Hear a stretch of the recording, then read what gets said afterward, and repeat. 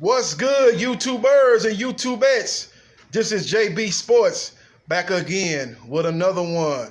Serena Williams, in her quest to win the 24th Grand Slams, comes up short, loses to Bianca Andreescu, 6-3, 7-5. And the prevalent word for this match was nerves.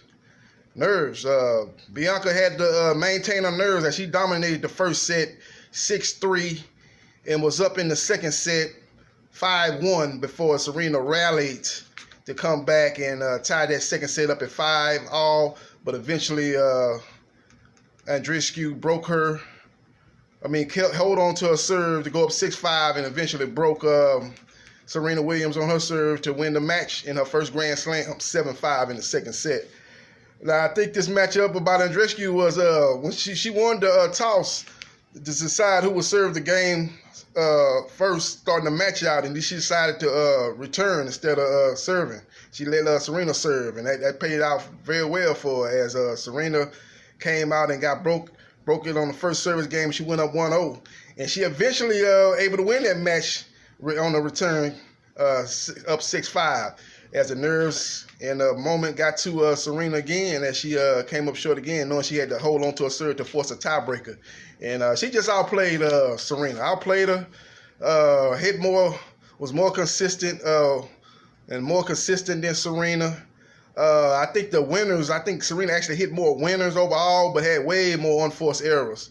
And she's got to get a little bit better with a movement, a foot movement, man. She's always had that problem.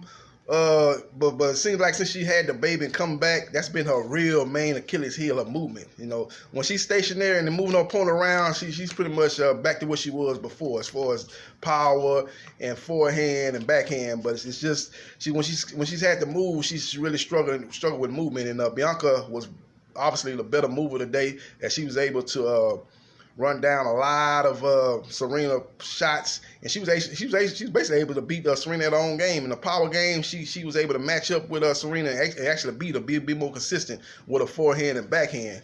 So it was just a tough day for Serena.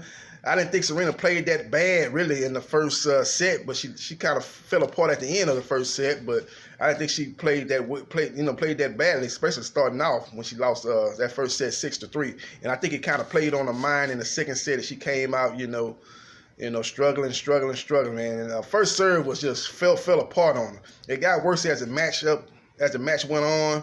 And, every time she was in a second serve. And one thing about Bianca is she's a great returner, especially if she gets you on your second serve. She's gonna make you pay, and that's what Bianca was able to do. And Bianca, she reminds me a lot of a young Serena, man. She has no fear, and that's the thing you gotta have when you play Serena. You gotta have no fear of her, and she's got a lot of dog in her. She's got a lot of self-belief. And you can tell when they interviewed her before the matchup, man, she had a lot of confidence. As she had played Serena in her home country in the Toronto Open. That's when I first saw her, and I was like, man, she nice. She got a nice little game there, nice game, nice serve, can move, got the power.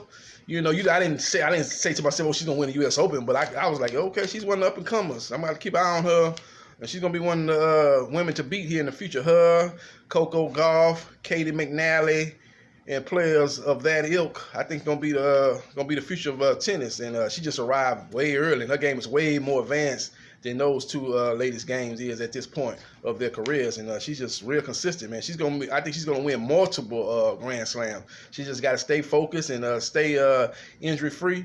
I could easily see her being number one ranked in the women's game, man, because she's got the complete package. Like I said, she can move. Forehand, backhand. Only thing she's got to get a little more consistent is her first service. Her first serve kind of gets erratic at times, but that's with all players. Venus had an erratic first serve. She won 7 Grand Slams. And from time to time, Serena has an erratic first serve. Not as erratic as sister Venus, but she's had an erratic first serve too a little bit in her career. And she's won 23 Grand Slams. So just a good matchup for Bianca. She's they said the motto for Canada was She Canada, I think was the motto they used. She Canada, the Canada, or She Canada. And that was the motto for her.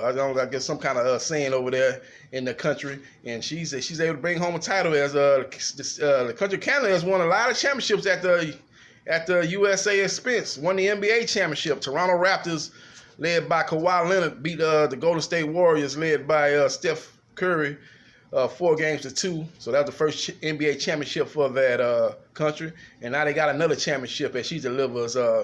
Bianca Andreescu, she delivers a championship winning the U.S. Open for the country of Canada. So Canada's it's their year, man. The country of champions. Oh, Canada. Yeah, that's what it's all about. Oh, Canada. Oh, Canada. And that's what it was all about. She took care of business. Took care of business. Yeah, kick that. Another thing, quick thing I wanted to talk about this match was she did a good job. Her game plan was on point, precision game plan, and she implemented to the T. She consistently went to Serena Williams' backhand, got a lot of unforced errors on Serena's backhand, and that's what you do when you play Serena. You don't want to go to a forehand because a forehand is the best forehand probably in the history of women's tennis. So she went to the backhand, which she knows is a little more inconsistent. It's been inconsistent really throughout this tournament. Her backhand's been inconsistent, but Serena has been able to make it to the finals pretty comfortably outside of the Katie McNally matchup because she just overpowers a lot of her opponents. And a lot of her previous opponents that she played, like the last opponent she played before she played McNally, Wang, and she played even Spinalina. What's the lady? I can't remember the lady she played before Wang. But all three of those ladies were movers, but didn't have the power to disturb Serena's game. And one opponent that did have this had the power that kind of gave Serena a lot of problems before Bianca was Katie McNally. Katie McNally had the power. She actually won a set off of Serena and had her in trouble in the second set before Serena was able to rally in that second set, kind of pull away in the second set and win the third set. But I think Bianca Andreescu is a more seasoned version of Katie McNally. Katie McNally is 17, Bianca is 19. She's a more seasoned version, more. And I think, both of them women, I think they got dog in them, her and Katie, but I just think she's a little bit more seasoned and a little bit more ready for the bigger moment in matches. Yeah, she's played the bigger points better than Katie does. So that was the difference between that second round matchup with Serena and the finals with Serena. As Bianca Andreescu wins her first Grand Slam, again, 6-3, 7-5.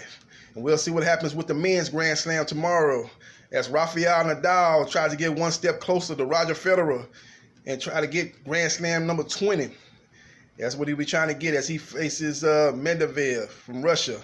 They met earlier, about a month ago in Montreal, and Rafael Nadal won that matchup 6-3, 6-0.